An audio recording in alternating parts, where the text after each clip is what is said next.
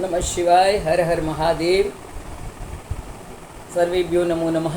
मैं हूँ डॉक्टर आशा द्विवेदी और आप सभी साधकों का मेरे यूट्यूब चैनल जगत नियंता शिव में हार्दिक स्वागत है। ये मेरा पहला वीडियो है शिव के बारे में। शिव को लेकर के कई वर्षों से मैं बहुत सोचती रही कि शिव हैं कैसे, कहाँ मिलते हैं, किस प्रकार से उन्हें पाया जाए। और मैं ऐसा जानती भी हूँ कि मेरे जैसे बहुत सारे ऐसे साधक होंगे जिन साधकों के मन में अवश्य ये प्रश्न होगा कि शिव को कैसे पाया जा सकता है कैसे, कौन वो शिव, कहाँ रहते हैं, कहाँ मिलते हैं, किन तीर्थ स्थानों पर जाकर उनकी प्राप्ति की जा सकती है, कैसे पाया जा सकता है उन्हें। तो उन्हें पाने का ये भी मेरा छोटा सा प्रयत्न, बहुत वर्षों तक उनकी तलाश साधना करने के बाद जो कुछ थोड़ा बहुत मैंने पाया है वो आप सब लोगों के साथ बांटना चाहती हूँ। इस चैनल को बनाने के पीछे मेरा सबसे बड़ा उद्देश्य यही था कि मेरे जैसे जो अनंत जिज्ञासु साधक हैं, कुछ जानना, समझना और पाना चाहते हैं शिव के बारे में, उन लोगों की जिज्ञासा थोड़ी सी शमन हो सके, तो इसी के लिए ये प्रयत्न है।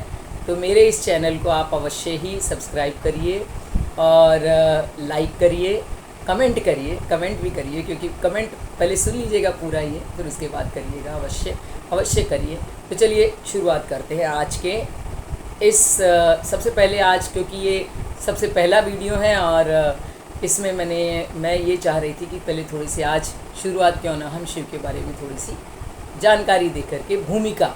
तो आज का ये सबसे पहला चैनल जगत नियंता शिव। और आपको एक बात और भी बता दूं कि मैं इसी विषय से संबंधित एक किताब भी लिख रही हूँ, और एक किताब मेरी बड़ी ही अलग तरीके की किताब है। रुद्र नाम का एक साधक है जो शिव को पाने के लिए शिवपुरी से शुरुआत करता है। और सच में देखिए, वो शिवपुरी नामक एक जगह ऋषिकेश में के ऐसे आगे हैं। जब मैं ये किताब लिख रही थी, कुछ चीज़ों की परिकल्पनाएं मेरे दिमाग में शिव प्रेरणा से प्राप्त हो रही थी, और जब मैं उन्हें गूगल पे सर्च करती थी वो स्थान, वो जगह, वो व्यक्ति विशेष सच में पाए जाते थे। तो कुछ एक अलग प्रकार की कहानियाँ अवश्य ही मैं इस हफ्ते में उसका पब्लिकेशन हो जाएगा, तो मैं लिंक डाल दूँगी, आप लोग अवश्य अमेज़न पे वो अवेलेबल रहेगी, आप ले लीजिएगा। तो चलिए आज शुरुआत करते हैं। शिव का अर्थ ही है कल्याणकारी। वह जो पूरी सृष्टि के कल्याण में अनवरत रत है वही है शिव। मंगलपूर्ण, जिसकी दृष्टि मात्र से ही पूरे संसार के मंगल कार्य चलते हैं, वह है शिव। शिव जिसका न आदि है न अंत है, जो हर वक्त हमारे हृदय में विद्यमान है। केवल हम इस माया के आवरण से इतना ढके हुए हैं कि उस शिव को देख नहीं पाते।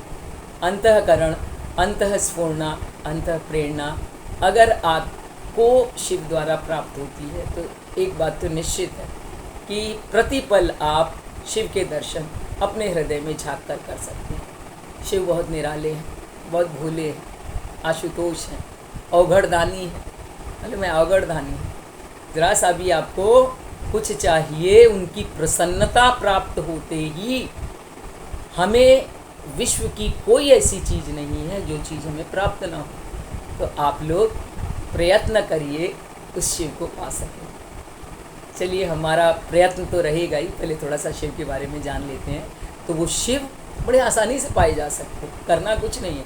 श्रद्धा रखिए, भक्ति रखिए, विश्वास के बिना, श्रद्धा के बिना ईश्वर तक पहुंच पाना अत्यंत कठिन है मेरे भाई। पहले इस बात आपको याद रखनी पड़ेगी कि बहुत श्रद्धा से कि शिव मेरे हैं, मैं शिव का हूँ, मैं उन्हें अवश्य ही प्राप्त कर लूँगा, उनकी करुणामय दृष्टि की वृष्टि मेरे ऊपर अवश्य होगी, ये विश्वास रखिए। तो शिव बड़े दयालु हैं, मैंने जैसा आपको बताया। उनके सर पर चंद्रमा है, इसलिए वो चंद्रशेखर हैं। गला उन्होंने पूरे विश्व को बचाने के लिए हालाहल पिया, विष पिया, गरल पिया और कंठ में स्थित कर लिया, इसलिए उनका एक नाम नीलकंठ भी है। वो आशुतोष हैं। उनकी भक्ति के लिए आपको बहुत ज़्यादा प्रपंच करने की आवश्यकता नहीं है। केवल थोड़ा सा धतूरा, भांग, ऐसी वनस्पतियाँ जो लोगों के द्वारा रिजेक्टेड हैं, वो उन्होंने सबको स्वीकार किया है। गले में सांप, बिच्छू, भूत प्रेत, जितने सब लोग हैं जिसे अन्य लोग स्वीकार नहीं करते, बड़े सहजता से शिव ने सबको स्वीकार कर लिया है।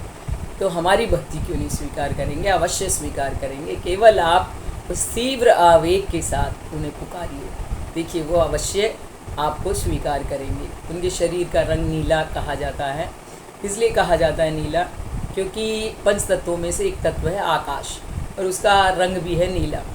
और ये शायद मुझे ऐसा लगता है कि उसी असीमित, जो असीमित है, उसका प्रतीक हो सकता है। शिव का निवास स्थान है कैलाश, परम शांति का प्रतीक। परम शांति हमारे हृदय में कैसे स्थापित हो? हृदय ही तो कैलाश है, जहाँ हम उस शिव को बड़े प्रेम और भक्ति के साथ ला करके बैठा सकते हैं। तो ये प्रयत्न हम कर सकते हैं।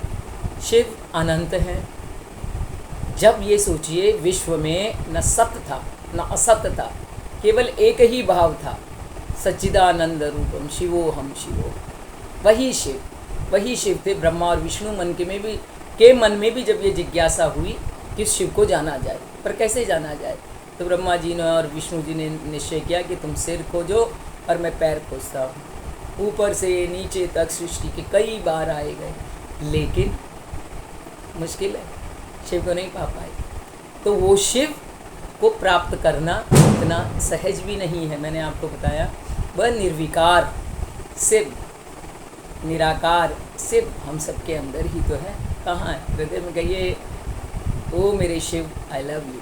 देखिए, आप उनसे प्यार करते हैं, आप इतना सा प्यार करते हैं, वो असीमित मात्रा में आपको अपना प्यार देते हैं। उनका प्यार हमेशा हमारे लिए है, जीव की उन्नति के लिए हमेशा वो प्रयत्नशील है, हमेशा लगे रहते हैं। एक बार ऐसा स्कंद पुराण में ऐसा एक वर्णन आता है जिसके अनुसार शिव को प्राप्त करने के लिए धर्म ने एक बार उसकी इच्छा हुई कि मैं शंकर जी का वाहन बनूं। और कितने कृपालु हैं मेरे महादेव, देवादिदेव महादेव की। उन्होंने जब तपस्या की तो उन्होंने सदा के लिए, कुछ सालों के लिए, कुछ महीनों के लिए नहीं, उन्होंने हमेशा के लिए उनको अपने वाहन के रूप में रख लिया।